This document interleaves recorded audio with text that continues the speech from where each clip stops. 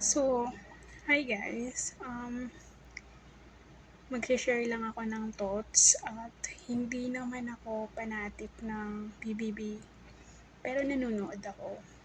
Ang isang season na pinanood ko talaga dati ng whole season is yung kay na AJ Falcon at saka na kina Beauty Gonzalez Batch, kina Ruby Domingo, and kina Maymay Intrata. So, yun yung mga season na pinanood ko dati. At yung kay na Brenda. Yun. So, itong season na 'to ng PBB, hindi ako masyadong nanonood nung umpisa, pero na-hook ako nung nakita ko si Colette. Si Colette talaga yung sinubaybayan ko diyan at sino pa ba? Si Jazz. Okay. Si Colette tsaka si Jazz. Simula nun pinanood ko na yung PBB itong season na 'to.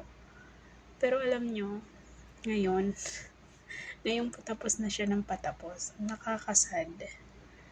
Kasi parang, hindi naman ako against kung ano yung gusto nila. Pero parang, alam mo yun, ang ayoko lang sa part na yun ng PBB is pera-pera na lang din. Parang pera-pera na lang din yung kinakalabasan. Kasi dati, di ba, lahat ng may capacity mag-vote para ma-save yung evicted na gusto nilang mapasama sa big winner is lahat open or kaya affordable. Kasi nga, text lang. Pero ngayon, may involved ng pera. Which is yung mga deserving talaga, na nakikita kong deserving talaga na makasali sa Big Four is walang sila yung mga taong walang kapasidad or capacity yung mga humahanga sa kanila to vote or to save them. Kasi lalo na may napanood akong video like sabi niya i-separate yung influencer PBB tapos yung mga like walang mga impluwensyang tao or hindi sikat sa social media. Kasi unfair talaga. Kung ganyan na yung patakaran ng votings ngayon, unfair doon sa mga ngayon lang nakita, nakilala, tapos yung mga may gusto pa sa kanila is walang capacity to vote, to save them, di ba? Kasi totoo naman yung sinabi ni Brenda dun sa video niya dati na iba yung nakikita natin na napapanood lang ng mga karamihan sa television or sa online doon sa buong nangyayari sa loob ng bahay ni Kuya. Sa lahat ng oras ba na nandun sila. So, yung mga nandun talaga na nakakasama nila, sila talaga yung nakakakilala sa kanila kung sino yung natutuong nagpapakatotoo sa kanila. So, like choice ng housemate si Bensoy at JM. Pero kalimitan sa atin, wala isa sa kanila yung may gusto. Aminin nyo. Doon sa last na pinapili sila ni Kuya, alam ko kalimitan sa inyo, walang may choice sa kanila. Pero sila, yung dalawa yung choice nila. So, alam mo yun, hindi ako makabinsoy pero isa siya sa gusto kong maging big four or mapasama sa big four. Nakakasad kasi 'di ba? Choice yan ng mga housemates. Yun yung mga totoong nakakakilala sa pagpapakatotoo nila dun sa bahay kasi sila yung kasama 24/7 sa ilang araw na nandun sila or ilang weeks. Compare sa atin na video clip lang yung napapanood, nagbe-base lang tayo kung ano yung nakikita natin or naoobserbahan sa kanila. 'Di ba? So like na-evict siya.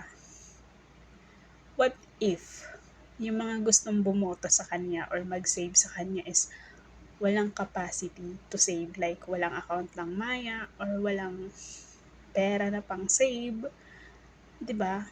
Ang unfair ng deserving talaga. Tapos ang nasi-save is yung may mga connections, influensya na sa labas na may mga kakilala na or nakakakilala na for her or for him to stay, to be a part of Big Winner. Oo, people choice pa din naman siya. Pero what if lang naman? Yung mga may gusto doon sa mga dapat na magi-stay talaga is walang capacity to vote. Oo, nandun na tayo sa part na ang laki din ng naitutulong nung way ng pagse-save voting ngayon ng PBB. Malaki din talaga, maganda siya. Pero yun lang, sa part ng ganun, parang nagiging politika na lang din siya. Pera-pera na lang 'to, gano'n. Parang ewan ko, pero hindi para sa'kin mas okey pa rin yung dati na text lang. Kasi yung mga nananalo talagang sila yung mga deserving. Sila yung mga mas people choice talaga. Mong masasabi na worth it yung pagkapanalo nila. Sa ngayon hindi mo masasabi if magiging worth it pa din yung mga mapapasama sa Big Four. So, yun lang ang opinion ko. Kasi kasama talaga, hindi ako makabinsoy pero kasama siya sa Big Four na nakikita ko. Like Colette, Binsoy, Kai, and either Fiang or Rain. 'Di ba? Yun lang. Nasasad ako kasi feeling ko, basta yun yung yun yung tingin ko. Pero anyway, wala naman tayong ambag kundi mag-save lang sa kanila. Wala naman tayong ambag sa production ng PBB or anything else na gustong mangyari ng Big Brother. So, sana na bumalik sa dati yung voting to save para naman talagang fair or para talaga namang worth it yung mga ah, saving to vote. Kasi malay mo, yung mga may gustong i-save si Binsoy is like walang mga kapasidad to vote kasi walang account ng Maya or walang ang tawag doon, pera. 'Di ba? Alam naman natin sa Pilipinas, hindi lahat pera, hindi lahat kahit gusto nila yung tao, hindi sila mag-e-effort gumastos just to So, yun lang. At least dati text lang, ilang lang, 5 pesos, 2 pesos. Ano ba naman yun, di ba? So, yun lang.